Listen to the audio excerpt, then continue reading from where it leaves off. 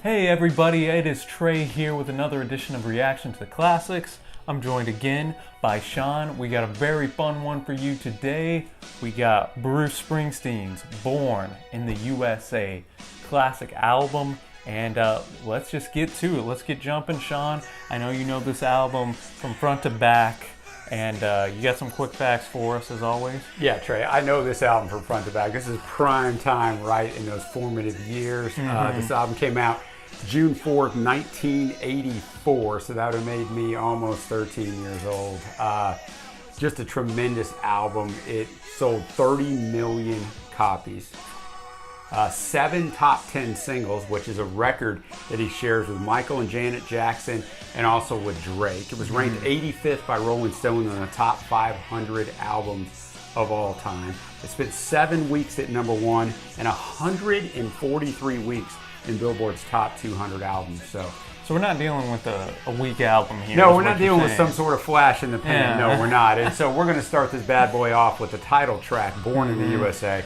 I don't know how many songs in our culture ever has been more misunderstood than this song. And I would agree. I'll let you kind of get into that. I'll just give a couple quick facts that I didn't even know until I started researching this album.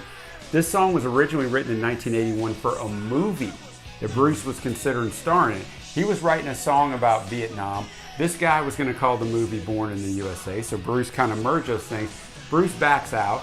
Michael J. Fox steps in. The movie becomes Light of Day. It's a pretty good movie.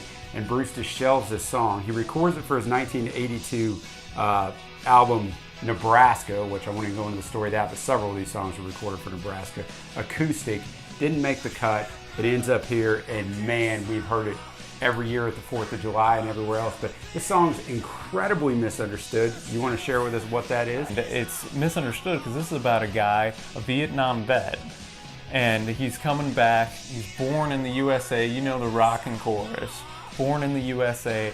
But the song delves out of the fact that, you know, the USA isn't, you know, it has its pitfalls. It has exactly. Its parts, you know, that aren't so great about it. You know, it's still a good country, but we're not perfect by any means. And I think it's ironic that people like Reagan and other politicians throughout time have used it as a positive, whereas Bruce was kind of saying here how bad the Vietnam vets have been treated. Exactly. They couldn't get a job. They were treated badly. Not exactly a rousing pro-USA song. No. Not an anti-American song, but not in the context. Just a truthful song about what was happening in the time of Vietnam, and it was a crazy time for America, and you know, just kind of a good song to make it think.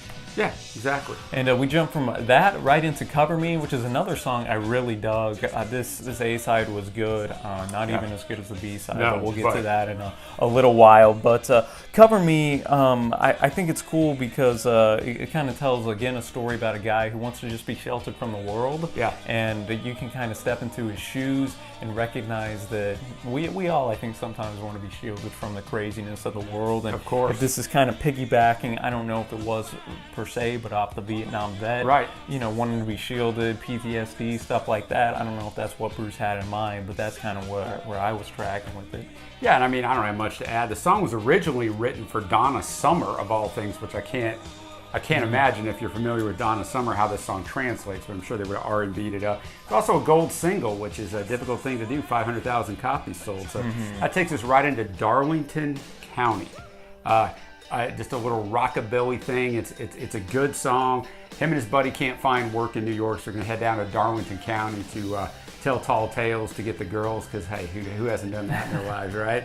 And try to get themselves a job. So good tune. Yeah, no, I dug this too. Definitely not up there with the first 2 tracks, but still good. And then that brings us right on to Working on the Highway. This was recorded acoustically for Nebraska. Yeah, it was. Yeah, it was. And it's an interesting tune. It starts out, as all Bruce's songs, and we cover more in these reviews the song and what it's about, because Bruce is such a master songwriter. He's in the Songwriting Hall of Fame along with the Rock and Roll Hall of Fame. So, I mean, there's a lot of stories to his songs. Starts out, this guy's working on the road crew. He's a construction worker. And then eventually he falls in love with this girl who must be underage. They run off to Florida. The cops show up, take him off. Now he's working on the highway because he's on the road crew because he's in prison. So it's just an interesting. I dug this song as well, just for that fact that it kind of has some dark humor to it. Just like Born in the USA is a really kind of upbeat song. Bruce's lyrics, or he's spitting quick lyrics, and but the lyrics behind him, if you really listen, it's like, oh man, this guy went from working on the highway to working, in the chain gang. Yeah, exactly. Yeah, it's a little different than what you think. And then that takes us right into Downbound Train.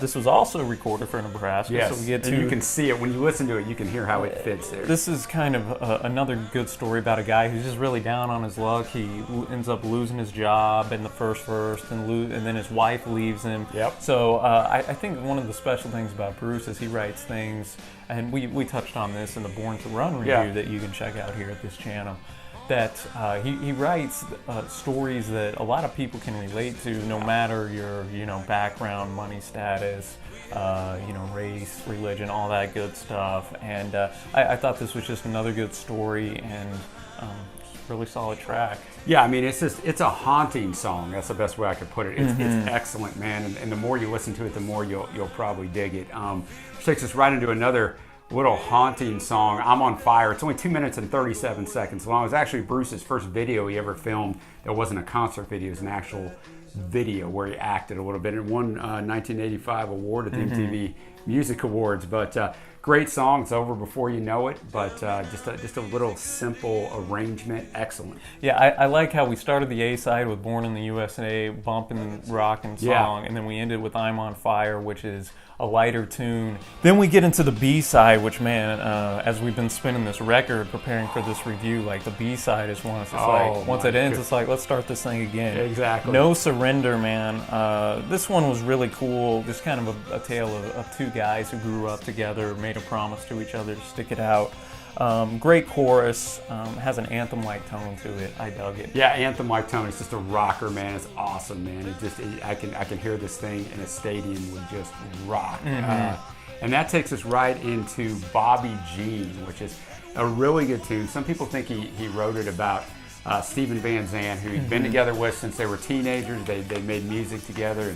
And Stevie was about to leave the E Street Band. If that's what it's about, I don't know. Who knows? Bruce has never really said. I know that once Stevie was gone and they played this song in concert, they would show Stevie on the video board. So that probably lets you know. That probably lets us know. But just an excellent song. Yeah, and I concur with that. Yeah. And that goes right into I'm Going Down. This was one of my favorite tracks on the record. This kind of has a very catchy tune to it whenever Bruce says I'm going down, down, down. Yeah, if you don't like the word down, you don't like the song because it's in there over 80 times in this song, which is insane. It almost, and whenever he's singing the chorus, it almost feels like you're falling down, just the way he says it, which I thought was pretty unique.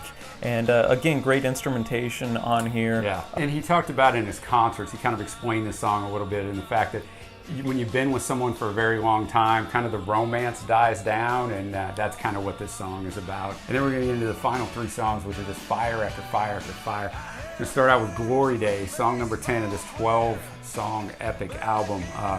Just awesome. A lot of people are familiar with this song, even if they're not real familiar with Bruce. This spins a great story, man, of people as we get older. We relive our glory days, how everything was always better before. And just, he sees a guy from high school, which is a true story. That part actually happened. I saw a picture of him with the guy.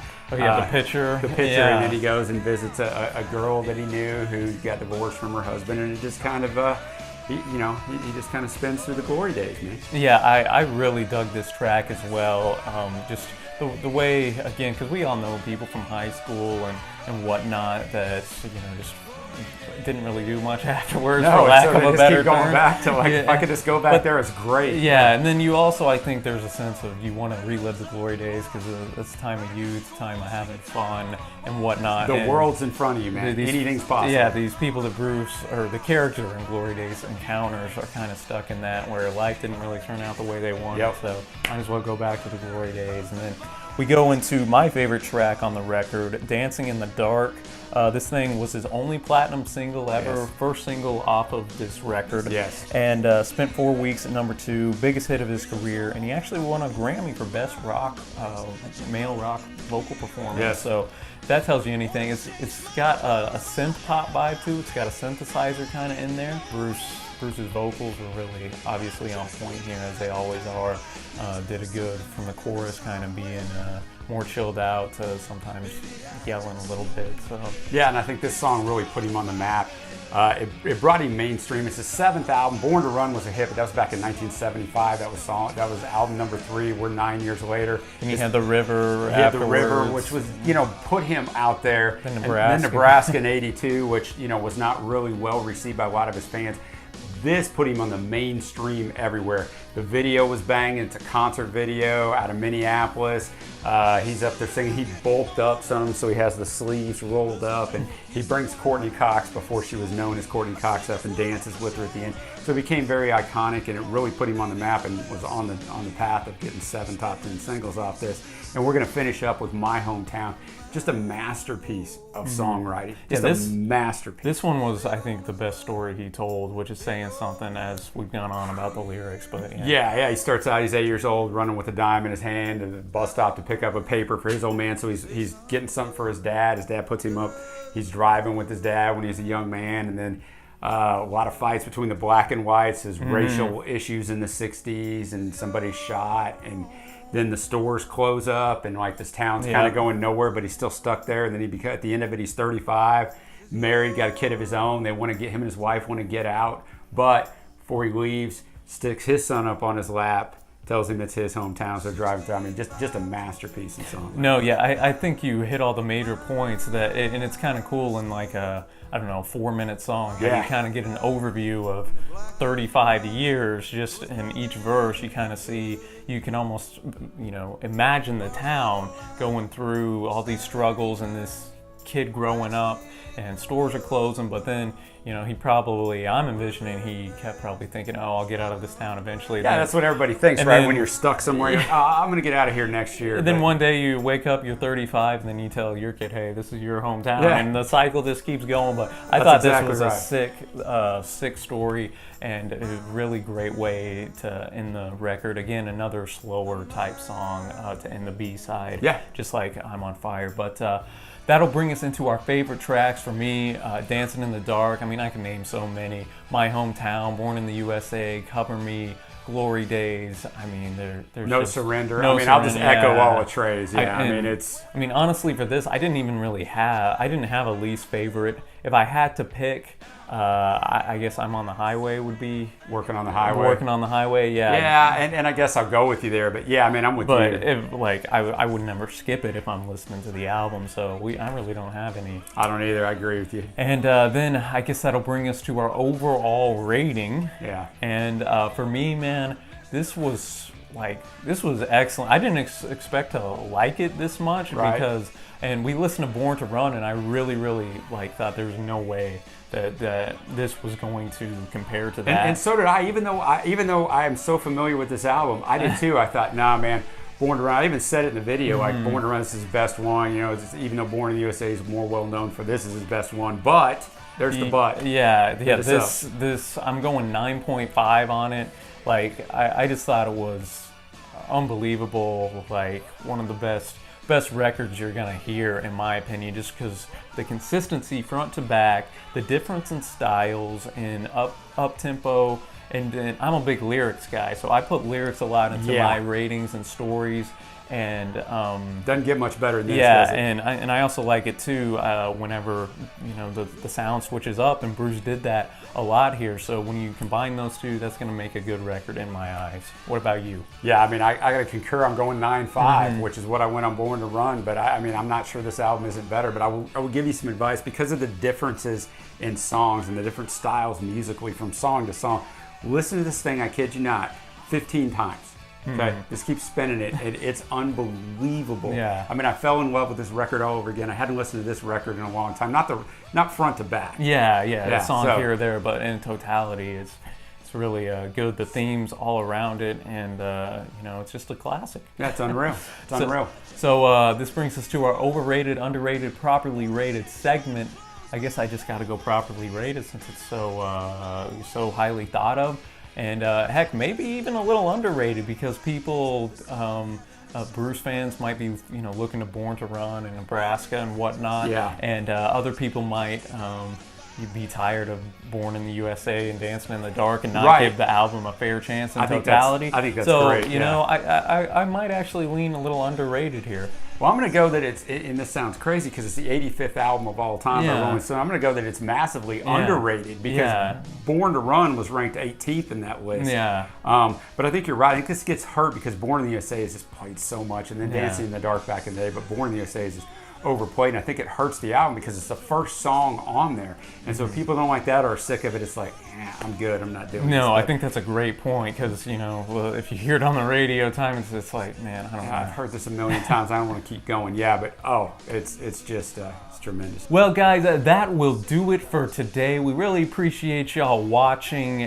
The content that we've been putting out, I think, has been received very well, and we appreciate that so much. Very much. Thank you, guys. And we're going to just keep churning out great content for you guys. So please give us a big thumbs up if you enjoyed this, and be sure to hit that subscribe button. We upload twice a week, so we're going to have something for everybody, I'm sure of it.